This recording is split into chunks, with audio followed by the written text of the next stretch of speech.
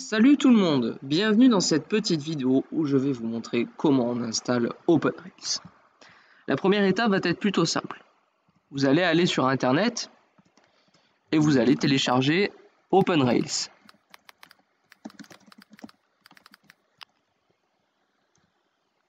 Voilà, je vous mets évidemment toutes les adresses en description, vous inquiétez pas. Donc là vous avez l'installeur, donc vous le téléchargez, vous l'installez, je vais pas le faire, c'est assez simple, vous faites suivant. Et ensuite, le plus important, ça va être une fois que ça c'est fait.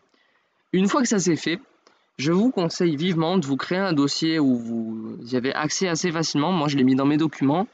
Et vous créez un dossier qui s'appelle Train Simulator ou OpenRails ou ORTS qui est son abrégé. Donc moi vous voyez j'ai le dossier ici. Et je vais vous montrer comment c'est fait. Quand on clique dessus, alors il y a plusieurs dossiers. Alors moi j'ai des dossiers en plus qui sont nécessaires à la création, notamment le dossier utile, c'est le dossier sound. Mais sinon nous il y a trois dossiers qui nous intéressent, global, route et trains.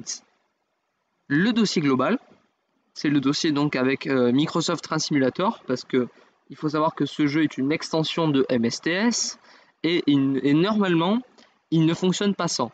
Mais vous verrez que je vous mettrai un lien en description qui vous permettra de faire fonctionner OpenRails sans MSTS. Vous voyez, j'ai l'archive juste ici. Donc par exemple, on clique dessus. Et vous voyez, vous avez le dossier global. Donc vous avez juste à l'extraire dans votre dossier ORTS et c'est bon. Ensuite, le dossier route. Il faut bien respecter cette orthographe-là, c'est mieux. Voilà, votre dossier route, R-O-U-T-E-S. Et dedans, vous avez plusieurs dossiers. Donc tous ces dossiers correspondent à des routes. Pour télécharger des routes, c'est pas très compliqué. Il y a plusieurs sites, notamment Activity Simulator World. Vous allez dessus. Faites MSTS OpenRails, vous descendez, là vous avez des lignes. Là regardez, voilà, vous avez des lignes françaises, vous en avez beaucoup. Et donc là voilà, en fait vous mettez ça dans votre dossier. Et voilà, vous avez une route. Alors attention, quand vous installez certaines routes, par exemple, imaginons que vous installez la LGV Méditerranée. Je vais vous montrer. Dedans, il y a un fichier qui s'appelle installme.bat. Voilà, vous le voyez ici. Et en fait, ce fichier, il vous faudra l'exécuter car c'est lui qui va vous permettre de pouvoir installer correctement la route. Il faudra l'exécuter si vous voulez avoir toutes les textures. Alors pour avoir toutes les textures, pareil, il faut les routes de base de MSTS. Alors je les ai, donc je vous ferai une archive pareil pour vous les passer, parce que je suis généreux. Et donc voilà.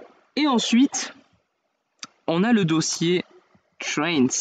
Alors le dossier Trains, dans le dossier Trains, vous allez retrouver deux dossiers qui nous intéressent. Le dossier Trainset et le dossier Consist. Ils sont ici, voilà. Je vous écrirai les noms des dossiers dans la description. Vous n'aurez plus qu'à copier et créer des dossiers avec exactement le même nom. Dans Trainset, vous allez retrouver vos locomotives. Quand vous téléchargerez des locomotives, par exemple, imaginons que vous téléchargez mon pack de TGV Inouï. Imaginons, je dis bien imaginons. Regardez, je l'ai ici dans paquet TGV.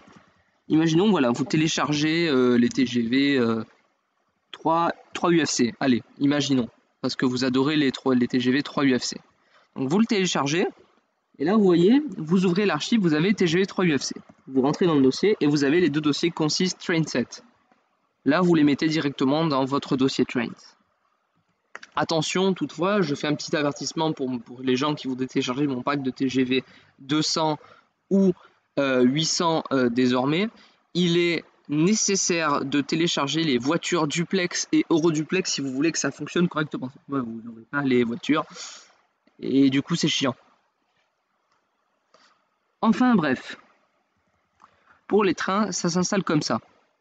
Et une fois que vous aurez fait tous vos dossiers, vous allez ouvrir OpenRails, vous allez aller dans vos options, vous allez aller dans contenu, et là vous allez cliquer sur changer, et donc là vous indiquerez à OpenRails le dossier où se trouvent les trois dossiers, donc global, route et trains.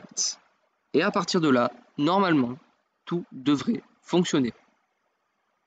Si toutefois il vous manque des fichiers, n'hésitez pas à me contacter, je serai là pour vous aider. J'espère que ce petit tuto vous a plu, c'était Gravity Max, et je vous souhaite une bonne journée ou une bonne soirée. Allez, salut!